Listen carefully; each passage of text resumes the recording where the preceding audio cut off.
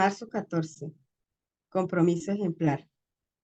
Y Josué, hijo de Nan, y Caleb, hijo de Jefoné, rasgaron sus vestidos y hablaron a toda la congregación de los israelitas y dijeron: La tierra por la que pasamos para reconocer es una tierra buena en gran manera.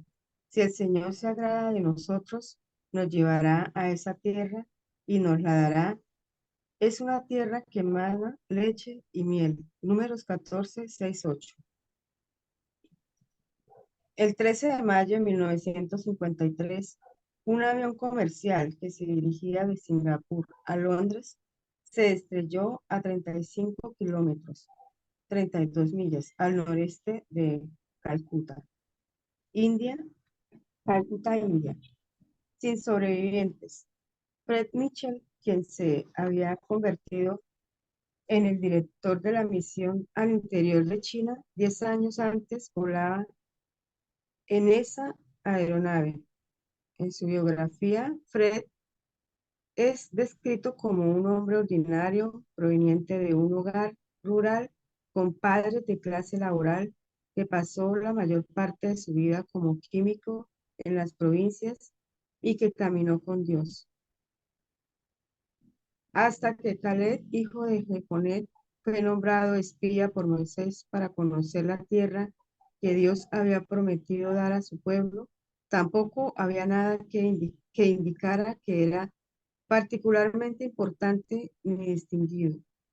Pero con certeza fue en esas experiencias ordinarias, por el monótono camino de su vida, que Dios forjó y desarrolló el carácter que vemos revelado en Números 14. La crisis tiende a revelar el carácter.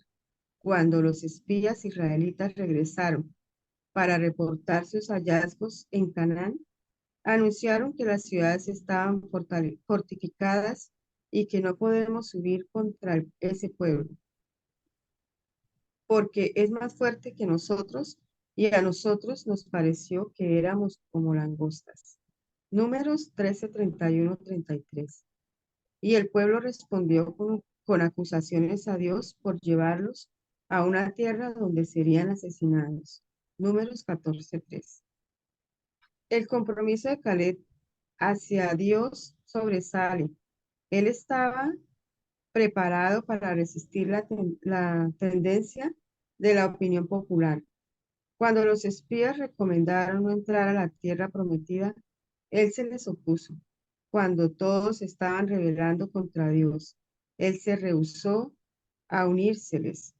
Caleb, junto con su fiel amigo Josué, fueron los únicos que aconsejaron a obedecer con valentía a Dios.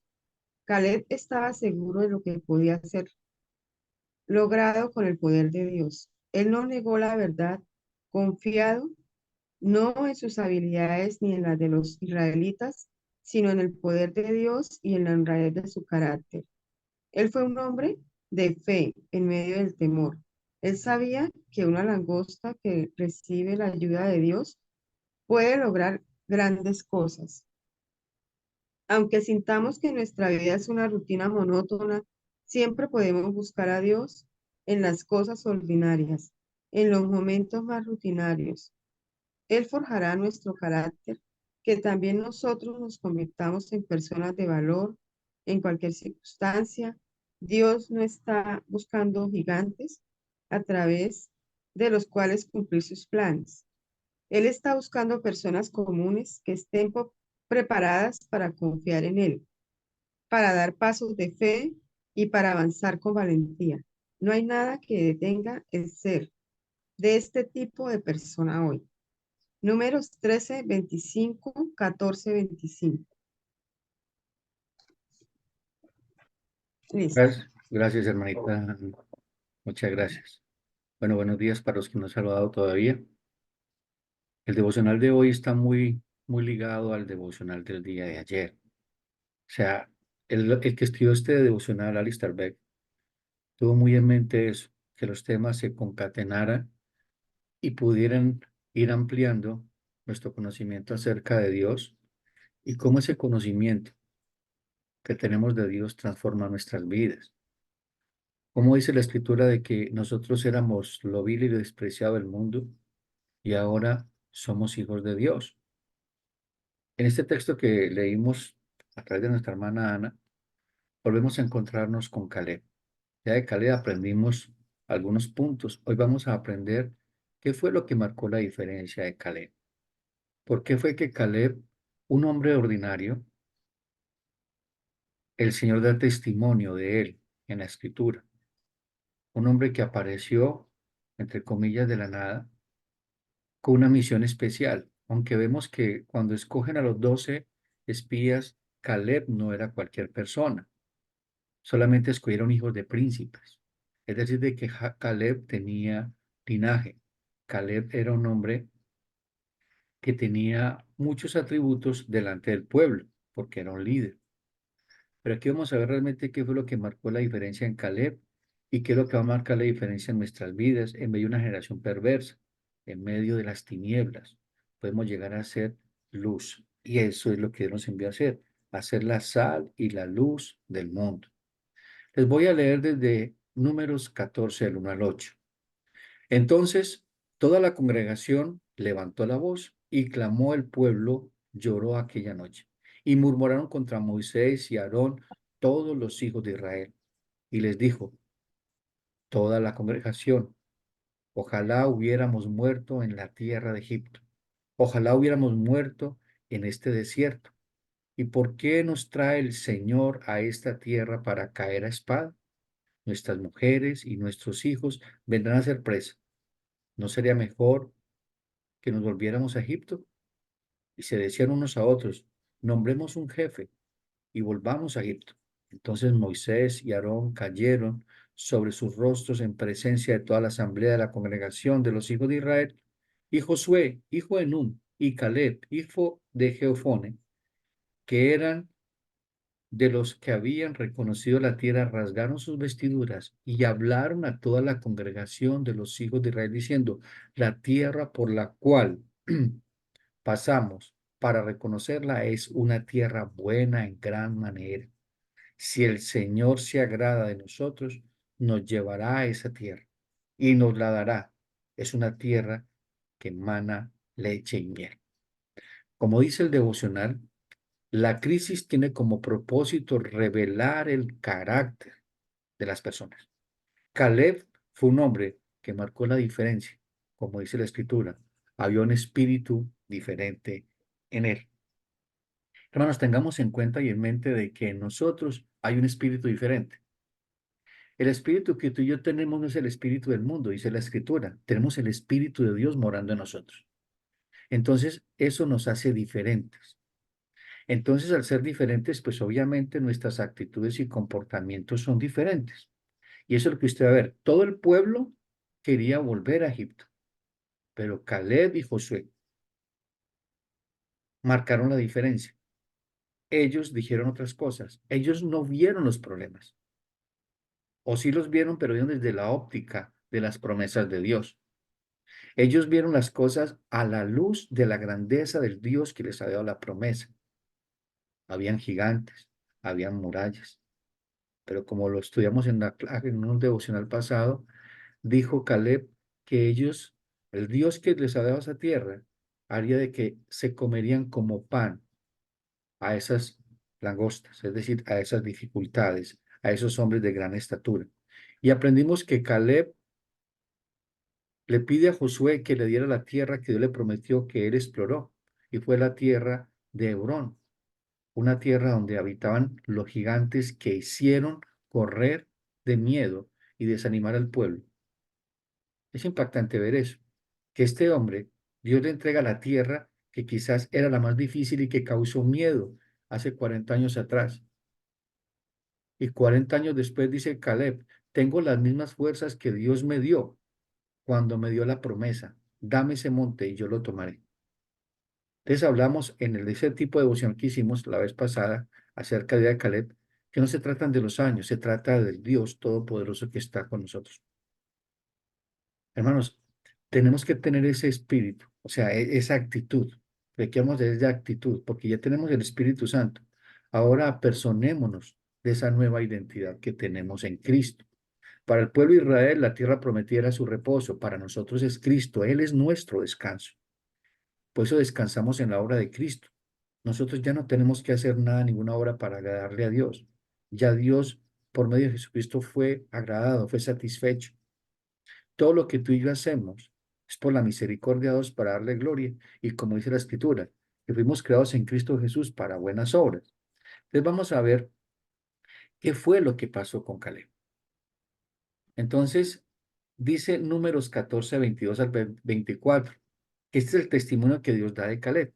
Ciertamente, todos los que han visto mi gloria y las señales que hice en Egipto y en el desierto, y que, escuchen esto, y que me han puesto a prueba estas 10 veces, de una sola vez que ha hecho el pueblo de Israel, ese tipo de actitud, 10 veces.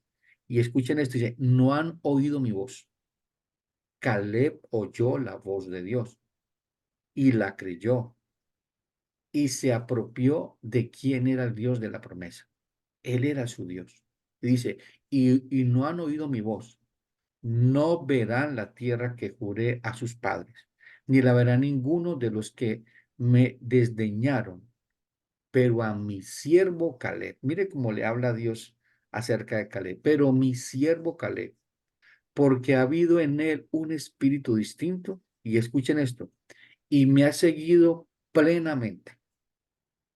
O sea, Caleb no seguía a Dios por momentos, por circunstancias. Él seguía a Dios por lo que él era, el Dios de Israel. Había una plenitud en el compromiso de Caleb con Dios. Esto nos lleva a pensar muchas cosas. ¿Cuál es el compromiso que tú tienes con Dios? ¿Solo el compromiso de un domingo? ¿El compromiso de un miércoles? ¿El compromiso de tu religión?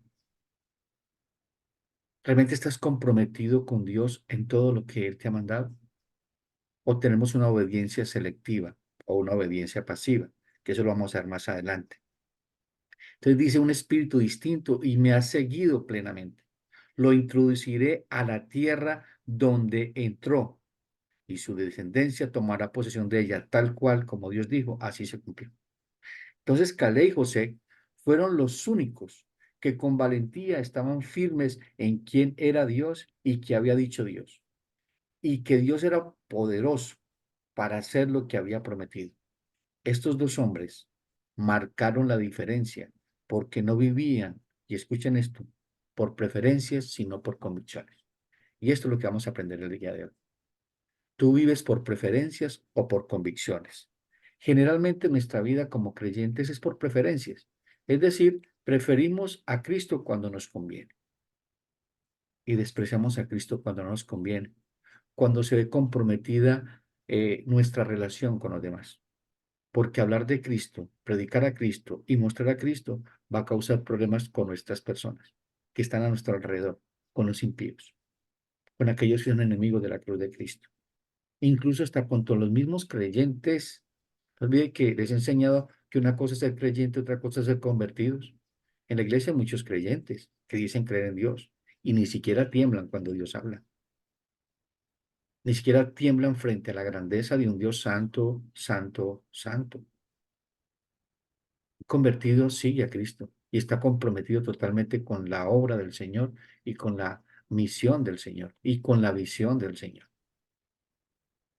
Entonces, realmente estos dos hombres tenían convicciones, no preferencias. El pueblo de Israel vivía por preferencias, es decir, estaban bien con Dios cuando todo estaba bien en la vida de ellos, cuando no habían dificultades, cuando no habían pruebas. Pero realmente estos dos hombres marcaron la diferencia en medio de una generación perversa. Y eso es lo que nos manda el Señor, que nosotros seamos luminares en este mundo. Marquemos la diferencia. Porque es que mire que nosotros, nuestra identidad, no es la identidad que tiene el mundo. Les hablo ahora, el espíritu de nosotros no es el espíritu del mundo. Entonces no podemos identificarnos con esa mundanalidad. Nos lo explicaba nuestro hermano Juan el día de ayer. Valientes, valientes soldados de Dios, valientes mujeres de Dios. Tú nos has llamado a marcar la diferencia de una generación perversa. El cristianismo es una contracultura. Nosotros no vamos para donde va el mundo. Nosotros vamos para el cielo. Entonces vamos un camino contrario, porque el mundo va hacia el infierno, nosotros vamos hacia el cielo.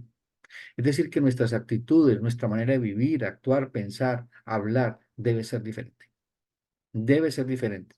¿Y eso cómo se toma? Por convicciones. Eso se toma por convicciones, no por preferencias. Tengamos eso en mente. Es increíble lo débil que son nuestras lealtades. Dependen de ciertas presiones externas. Nos dejamos influenciar muy fácilmente por las circunstancias o por a quien queremos influir o impresionar. Hay un tipo de cristianismo que llama el cristianismo camaleónico. Es decir, somos cristianos con cristianos y mundanos con mundanos. O sea, no hay diferencia. Nos reímos de los mismos chistes, hacemos lo mismo, visitamos los mismos lugares y disfrutamos de las mismas cosas con la misma intensidad. Entonces, o sea, ¿qué tan débiles son nuestras lealtades? Porque realmente cuando somos probados nos damos cuenta a quién servimos y a quién amamos. Vimos un mundo donde las verdades absolutas son una amenaza y por ende las convicciones absolutas están a punto de desaparecer. ¿Qué quiere decir eso? Sabemos de que la verdad de Dios es absoluta, no es una verdad, es la verdad y no se puede cambiar, no se puede negociar. Los mandamientos de Dios no se negocian, la santidad de Dios no se negocia, la obediencia de Dios no se negocia. O somos o no somos, o creemos o no creemos, o servimos o no servimos. Lo explicaba en esa clase antepasada. Porque realmente estamos en un punto intermedio. ¿Qué es lo que realmente estás comprometido? O sea, ¿con quién o con qué estás comprometido? Tenemos que pensar en eso, porque eso va a determinar la manera que vivimos y cómo creemos en Dios y cómo obedecemos al Señor. Vivimos en un mundo donde el hombre vive por preferencias. Lo que creemos cambia de acuerdo a las circunstancias. Mire que todo el pueblo estaba en contra de ellos, en contra de Caleb, Josué, Moisés y Aarón. Todo un pueblo, no eran poquitos. Eran más de 2 millones de judíos, de israelitas. Y estos dos hombres se paran ante el pueblo, rasgan sus vestiduras en señal de duelo en contra de Dios. Habían tentado a Dios. Hubo un dolor en su corazón de lo que estaban diciendo, porque estaban diciendo que Dios era indigno de confianza, que Dios era malo, que Dios los había llevado a morir al desierto. Y no era así. Ellos sintieron dolor por el nombre de Dios. ¿Tú sientes dolor por el nombre de Dios cuando es blasfemado? Ayer aprendíamos algo en una clase que tenemos en la tarde. Y esta semana, ¿cuántas veces te has enojado porque han vituperado el nombre de Dios? Esta semana, ¿cuántas veces te has enojado porque no hay una santidad absoluta en la iglesia del Señor? O sea, ¿has tenido un enojo santo esta semana? No, quizás no. ¿Has tenido ira? Porque han habido personas que se han opuesto o han sido obstáculo para cumplir tus planes y propósitos. Entonces, mis amados, ¿con quién estás comprometido?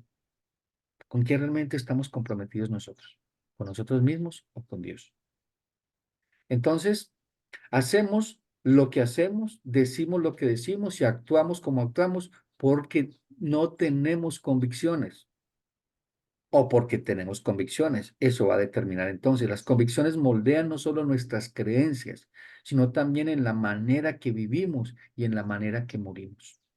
No sé si ustedes recuerdan cuando Pablo, los que leen la Biblia, cuando Pablo le escribe a Timoteo, en 2 Timoteo 3:13 dice, mas los malos hombres y los engañadores irán de mal en peor, engañando y siendo engañados. Mire, esto es lo que vive la gente en el mundo.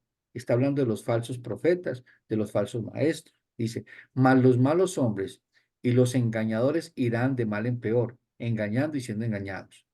Y luego el 14 dice, pero persiste tú en lo que has aprendido y te persuadiste sabiendo de quién has aprendido. Esta palabra persiste es un verbo que se refiere a firmeza, que no cambia, que se mantiene firme. Es decir, vive por convicciones, Timoteo.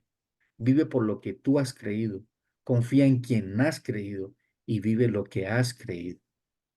El paso fundamental para superar el estilo de vida de este mundo es revisar nuestras convicciones. Tenemos que revisar cuáles son nuestras convicciones. Si nuestras convicciones no son la palabra del Señor y lo que ha dicho el Señor y no las obedecemos, vamos a tener una tendencia a ser arrastrados por la corriente de este mundo. ¿Qué es una convicción? Creencia que se sostiene firmemente, acción de convencer, convencimiento, persuasión, certeza, seguridad, evidencia, todo lo contrario a la duda. Eso es lo que define el diccionario acerca de la convicción. Como cristianos, debemos tener convicciones que definan nuestra identidad y determinen nuestro estilo de vida y decisiones. Nuestra hermanita Estela nos hablaba ayer de un testimonio de ella misma, porque ella vio una serie en una plataforma de video, de películas, y ella miraba y decía, que estoy pecando con lo que estoy viendo. Nos hemos examinado hasta en las cosas más pequeñas acerca de Dios y lo que Él ama, lo que Él desea. Una de nuestras oraciones, de oraciones debería ser, Señor, enséñame a amar lo que tú amas, a deleitarme en lo que tú amas, a renunciar a aquellos deleites que tenía el mundo. ¿Por qué, hermana Estela, vio que era pecaminoso la serie? Porque le estaba robando un tiempo a Dios, un tiempo de lectura de la palabra del Señor, un tiempo de meditar en el Evangelio, un tiempo de leer un buen libro para enriquecer su conocimiento acerca de Dios. Eso es buscar el reino de su justicia en todas las áreas de nuestra vida, en nuestro tiempo, porque no es nuestro tiempo, es el tiempo de Dios, que te lo ha dado y que no lo ha dado para glorificar su santo nombre. Si lo que tú estás viendo en televisión glorifica el nombre del Señor, velo. Si no, no lo veas. No lo veas. Si eso que tú estás viendo deshonra el nombre del Señor, no lo veas. No lo hagas. Esas son convicciones. Entonces, como cristianos debemos tener convicciones que definan nuestra identidad y determinen nuestro estilo de vida y decisiones. En Primera de Pedro nos va a dar cuál es nuestra identidad. Si tú no sabes cuál es tu identidad en Cristo, dice la Escritura, pero vosotros sois linaje escogido, real sacerdocio, nación santa, pueblo adquirido por Dios para posesión de Dios. Mire, somos posesión de Dios, a fin de que anunciéis las virtudes de aquel que os llamó de las tinieblas a su luz admirable. Pues vosotros en otro tiempo no erais pueblo, pero ahora sois el pueblo de Dios. No habéis recibido misericordia, pero habéis recibido misericordia. Linaje escogido, real sacerdocio, nación santa. Eso te da identidad. Entonces, al tener identidad, vamos a tener convicciones. Yo sé quién soy en Cristo, un hijo de Dios. Pero eso lo va a poner en duda el enemigo, porque eso lo hizo hasta con Satanás, lo hizo hasta con Cristo. Si tú eres el hijo de Dios, si realmente tú eres, mire que es identidad. Con quién te identificas va a determinar cómo tú vives, cómo tú piensas, cómo tú hablas, en qué crees, por qué crees. Realmente te identificas con Cristo. No olvide que nos identificamos con Cristo debe ser en todo, no solamente en nuestra forma de adorar a Dios, porque muchos pensamos que adorar a Dios es de formas, no, adorar a Dios de vida. Sed santos porque yo soy santo en toda vuestra manera de vivir, dice el Señor. Y también dice que Dios busca a hombres y mujeres que lo adoren como en espíritu y en verdad. No en momentos, no en circunstancias, sino en todas las áreas de nuestra vida y en todo lo que hacemos. En todo lo que hacemos. Entonces, somos lo que pensamos y creemos. En Proverbios 23:7 dice, porque cuál es su pensamiento en su corazón, tal es el hombre. Come y bebe, dirá, mas su corazón no está contigo. Entonces, como pensamos en nuestro corazón, eso somos. O sea, ¿cuáles son tus pensamientos? ¿Son los de Cristo? Es decir, estás pensando y deleitándote en las cosas del Señor, meditando en el reino de los cielos, meditando en la salvación que Dios te dio.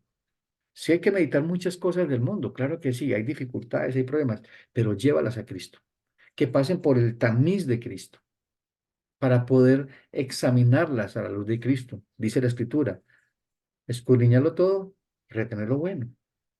Tenemos que usar esa bondad de Dios para poder examinarlo todo en nuestra vida a la luz de la Escritura y determinar qué es de Dios y qué no es de Dios. qué le agrada a Dios y qué no le agrada a Dios, porque aprendíamos de que el enemigo es muy sutil y nos engaña, tergiversa la verdad, se disfraza como ángel de luz.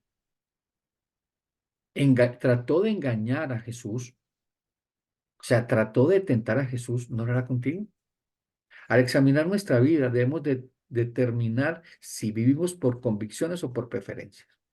Las preferencias son creencias que varían de acuerdo. Escuchen esto, las preferencias son creencias que varían de acuerdo a las circunstancias y que podemos modificar para beneficiarnos.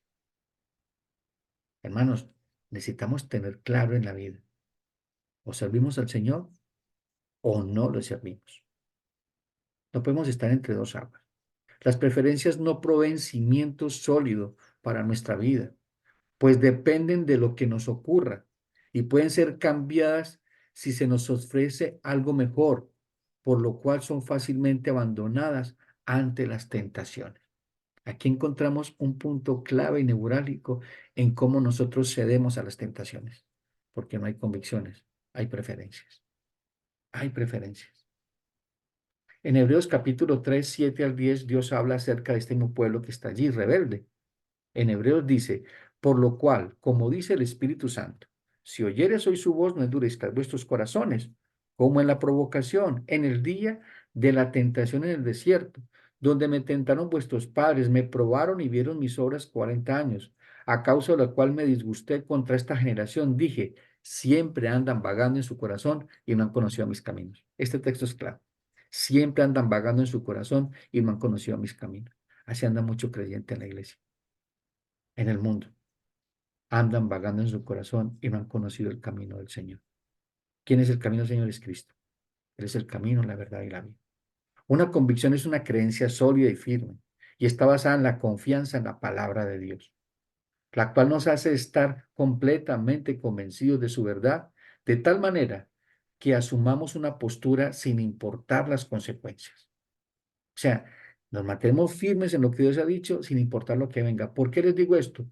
Porque quizás alguno de ustedes, quizás todos nosotros llegue ese tiempo, porque la iglesia va a estar en la gran tribulación y vas a tener que decir, o crees en Cristo o no crees en Cristo, o te sometes al sistema del anticristo o te sometes al reino de los cielos. ¿Qué vas a hacer? Dice la Biblia que muchos serán engañados, no pocos, muchos, muchos.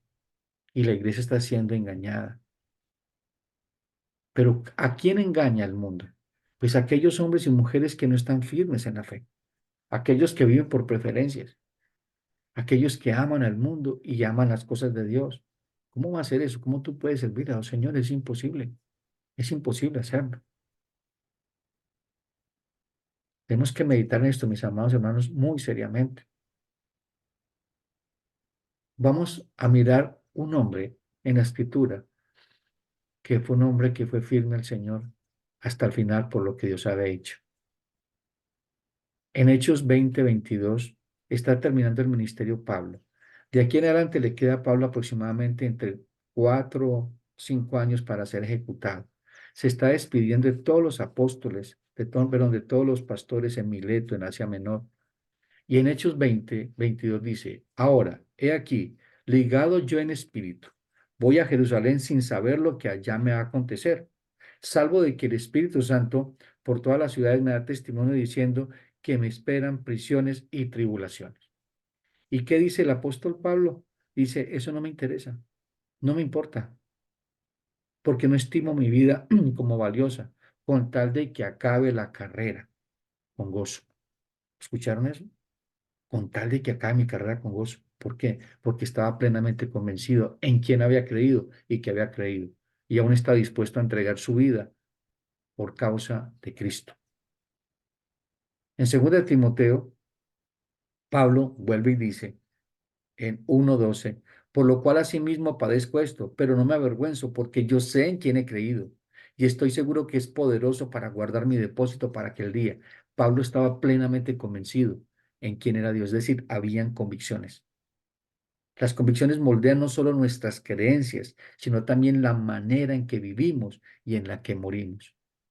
Eso marca la diferencia en nuestra vida, en lo que gente ve del mundo, ve de nosotros cuando caminamos por este mundo.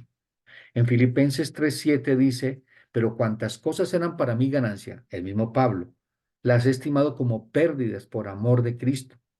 Y ciertamente aún las estimo todas las cosas como pérdida por la excelencia del conocimiento de Cristo, Jesús mi Señor, por amor del cual lo he perdido todo y lo tengo por basura para ganar a Cristo. Este hombre estaba tan convencido, tan convencido total, absolutamente en quién había creído, se deleitaba en el Señor, no le importaba absolutamente nada. Y lo que había de este mundo en la vida de Pablo lo usaba para la gloria de Dios. La razón por la que nos llamamos cristianos es debido al hecho de que nosotros hemos asumido la identidad del Señor Jesucristo y Él dio su vida por nosotros y nosotros debemos hacerlo por Él. En Gálatas 2:20 dice, con Cristo estoy juntamente crucificado, ya no vivo yo, mas Cristo vive en mí. Y lo que ahora vivo en la carne, es decir, siendo Pablo, lo vivo en la fe del Hijo de Dios, el cual me amó y se entregó a sí mismo por mí. Las convicciones definen nuestra identidad y provee una dirección sólida y nos mantiene en el camino correcto sin importar las circunstancias y tentaciones que enfrentemos. Hoy en esta parte quiero hablarles de una mujer muy importante en la Biblia, una mujer que no merecía ser parte del pueblo de Dios, Ruth la Moabita. Yo creo que muchas de ustedes han leído esa historia, que es una historia de amor y de redención espectacular. Y allí esta mujer hace una confesión que me impacta mucho en la escritura. Allí está Ruth y Noemí y su otra nuera. Ella les dice, váyanse a sus dioses, adoren sus dioses, yo voy a mi pueblo a ver qué pasa conmigo. Y mire lo que dice Ruth. Ruth 1:15.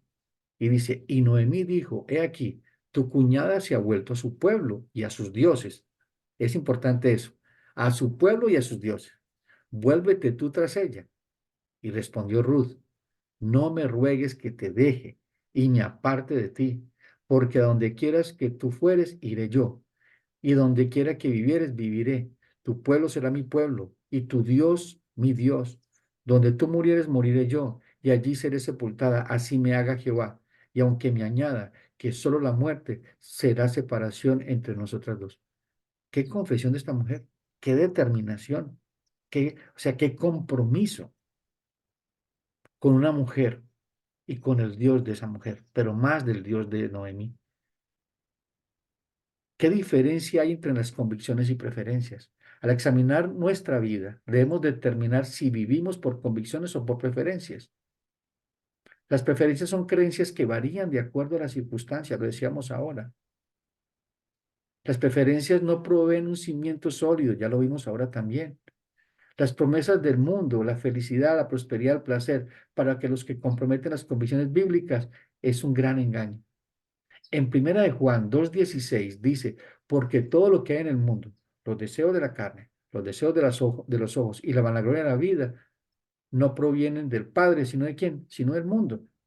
Y el mundo pasa sus deseos, pero el que hace la voluntad de Dios permanece para siempre. Aquí está hablando de aquellos que tienen convicciones en Dios, no preferencias.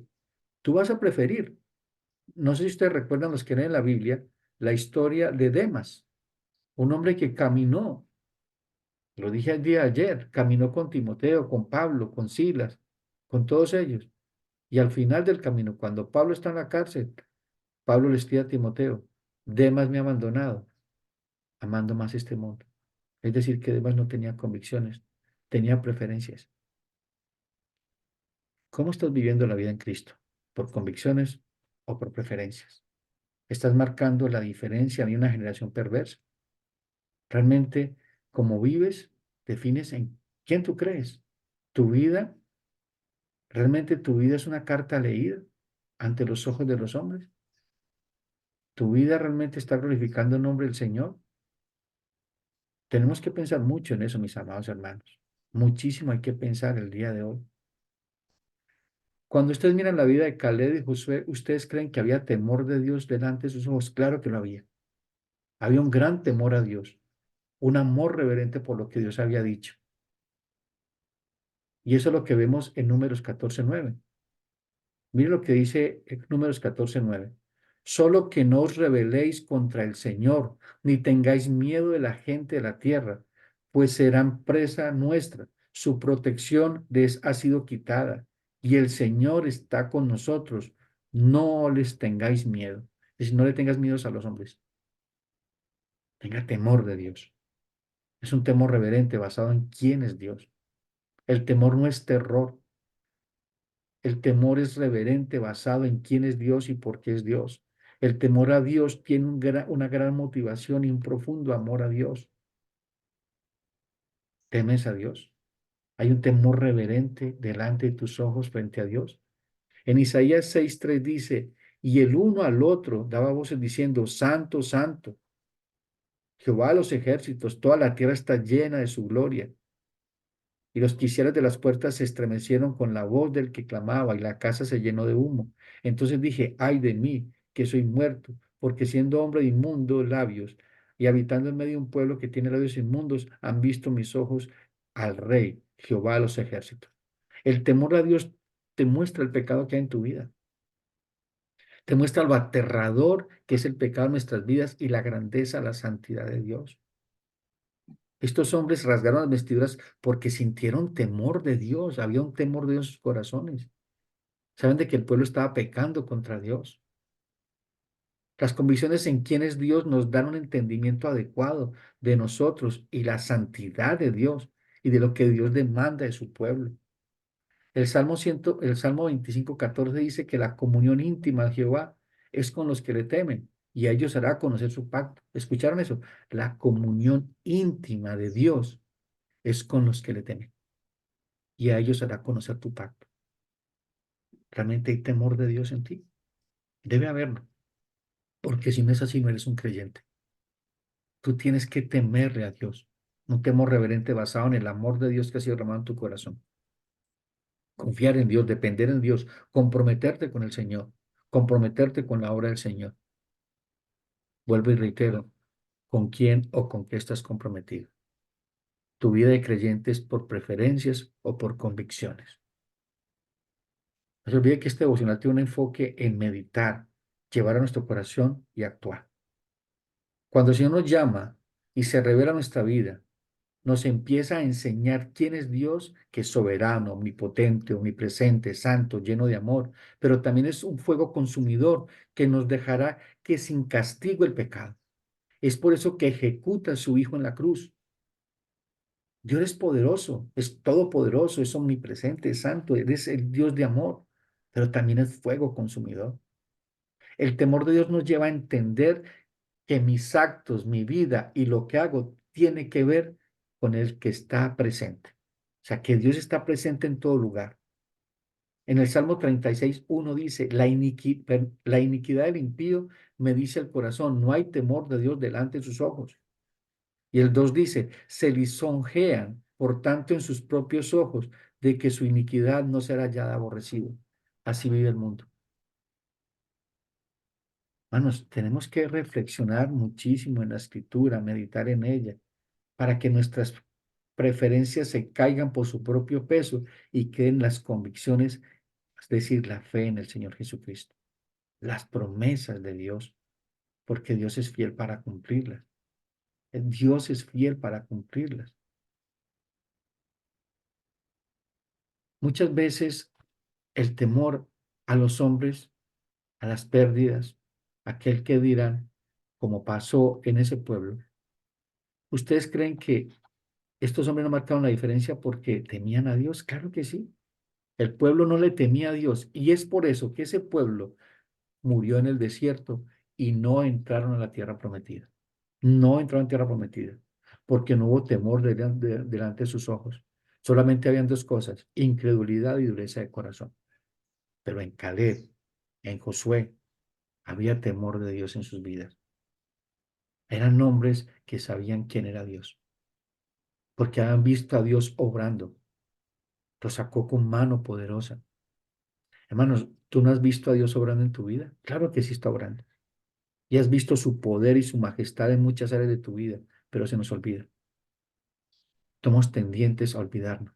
No somos persistentes, no somos comprometidos con quién es Dios, recordándonos todos los días quién es Dios, pensando en quién es Dios.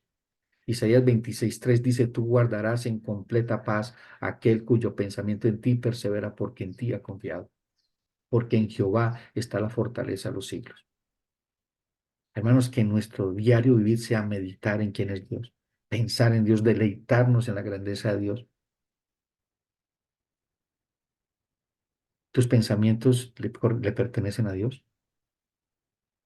Lo que tú amas, lo que tú deseas, te pertenece a Dios y está enfocado en Dios, está alineado con Dios. ¿Qué es lo que estás prefiriendo en este momento? Doy gracias a Dios porque hoy prefirió un grupo de hombres y mujeres levantarse más temprano y escuchar la voz de Dios.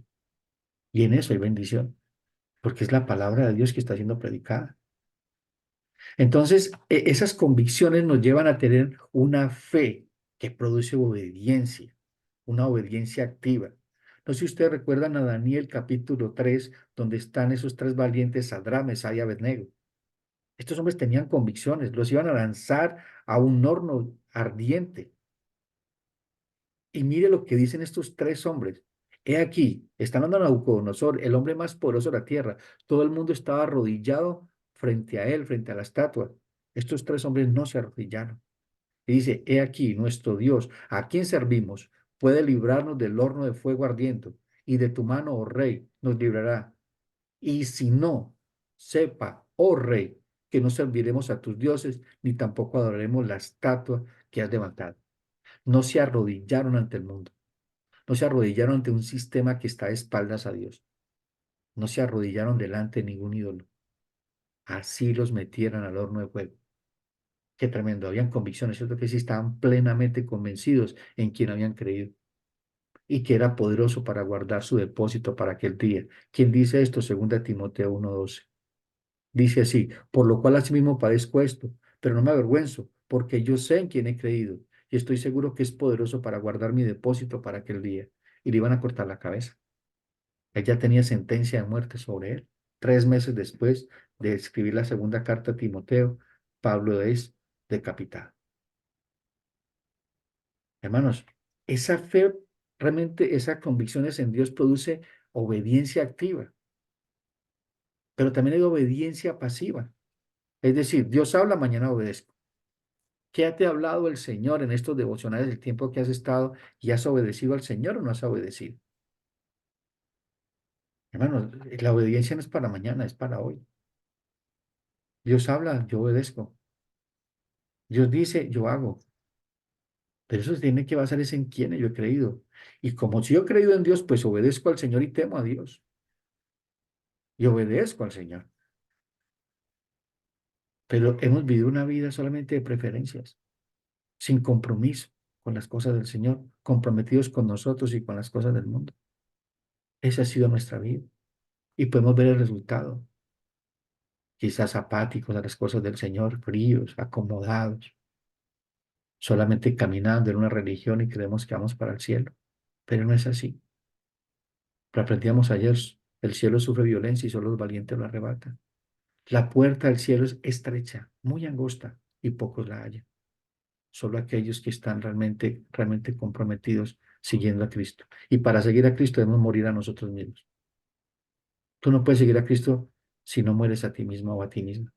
Tú no puedes pretender tener a Cristo y tener tu vieja vida atesorada y haciendo lo mismo, pensando lo mismo y actuando de la misma manera. No podemos, no podemos, mis amados hermanos. Puede que algunos crean que nuestras convicciones son un aspecto privado de nuestra vida, pero la realidad es otra. Son expuestas a la vista de todos, pues las expresamos con nuestras acciones diarias. En 2 Corintios 3:3 dice, siendo manifiesto de que sois cartas de Cristo, expedidas por nosotros, escritas no con tinta, sino con el Espíritu de Dios vivo, no en tablas de piedra, sino en tablas de carne del corazón. Somos cartas leídas del mundo. Realmente estamos marcando la diferencia en medio de una generación perversa. Y con este versículo termino. Mateo 5:13 al 16. Vosotros sois la sal de la tierra. Pero si la sal se desvaneciere, ¿con qué será salada? No sirve más para nada, sino para ser echada afuera y hollada por los hombres. Vosotros sois la luz del mundo. Una ciudad sentada sobre un monte no se puede esconder, ni se enciende una luz y se pone debajo de un almud, sino sobre el candelero y alumbra a todos los que están en casa. Somos lo que pensamos, mis amados hermanos. Somos lo que creemos. Que la luz de Dios alumbre en este mundo, en nuestra vida, en nuestras familias. ¿Para qué? Para que las buenas obras que nos permite hacer glorifiquen. ¿A quién? A vuestro Padre que está en los cielos.